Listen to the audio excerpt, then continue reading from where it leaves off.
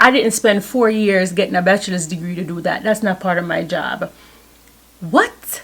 So I'm actually going to make my coffee even before I leave my house and just drink it here while I look up these patients. Now, one of the things I really wanted to talk about on my channel is the CNA nurse relationship. I feel like a lot of times the CNA role is looked down on. And I really wanted to talk about this on my channel because I remember when I was a nursing assistant and there were times where I didn't want to tell people that I was a nursing assistant because the role is looked on as something less than. And I feel like when outsiders, and when I say outsiders, I mean when non-medical persons talk bad about the CNA role, I chalk it up to say, you know what, they don't know how important the role is. But when nurses do it, it is almost a slap in the face because we all know that some nurses cannot work without a CNA, PCT, whatever the title is that you have. Nurses will show up to work and they'll tell them that there's no aid for the day, and some of them will lose their mind because they can't do nothing without the help of the CNA. And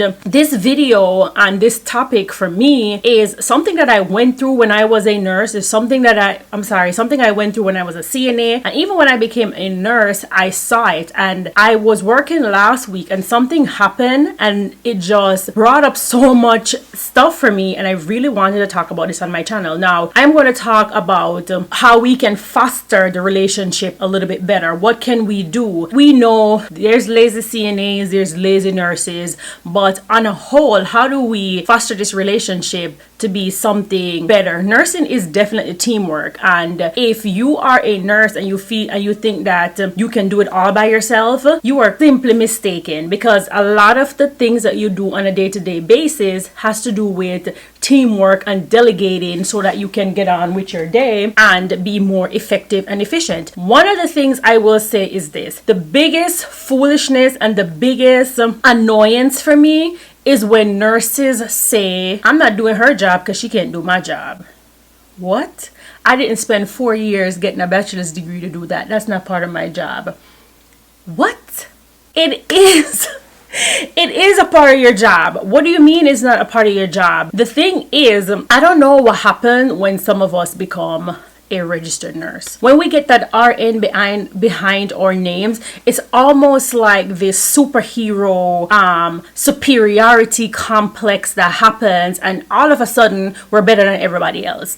And that is just tasteless. It's just ugly and it don't look right. When I was a CNA, I went through this. When I became a nurse, I saw this, and I always felt like, why is it that you go from, even I do know some CNAs who go from CNA to nurse and they jump in that nurse role, and it's almost this superior complex that they get. And I feel like that is a part of the issue. I'm not sure why you get this superior complex once you become a nurse. Trust me, I know nursing school is hard. It's a awesome accomplishment, but that does not mean that you all of a sudden is superhuman and better than those around you. If we peel back the layers a little bit and just look at how we're addressing people and talking to people sometimes, you know, it'll foster the relationship a little bit better. The next thing that I will say is that nurses, it is everybody's job to care for the patient, because at the end of the day, the patient is the one that suffers when you ignore the call light because you're saying the CNA needs to get a call light, or you go to the patient's room and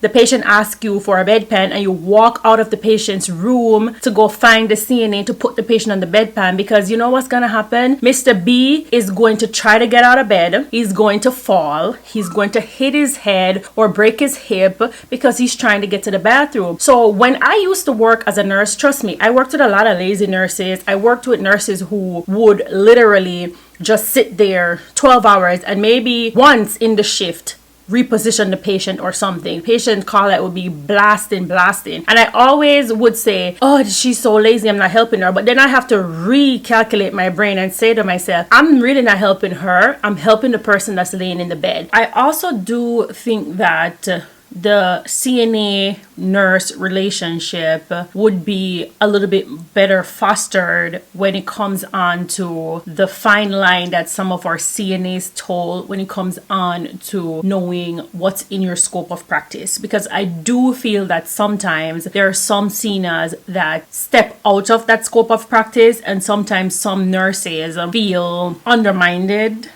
if you will. They know that they're not supposed to be doing something, but they do it anyways because they feel like, well, I've been a CNA for X amount of time, so I have the right to do this. But at the end of the day, there's scope of practice, and there's certain things that you're not allowed to do. I have worked the CNA role. I have seen it all. I have heard it all. I have done it all. And I see both sides. I worked with CNAs before that would literally talk to family members about patients' lab values. That is definitely not in your scope of practice. I have worked with CNAs that are absolutely amazing, and they know what their role is, and they know why they're there and what they're supposed to be doing. So at the end of the day, I think that both parties sometimes need to do better to foster the relationship. Then we do have the set of CNAs who are just extremely lazy, and it's almost like they complain so much. You're thinking to yourself, if you do less complaining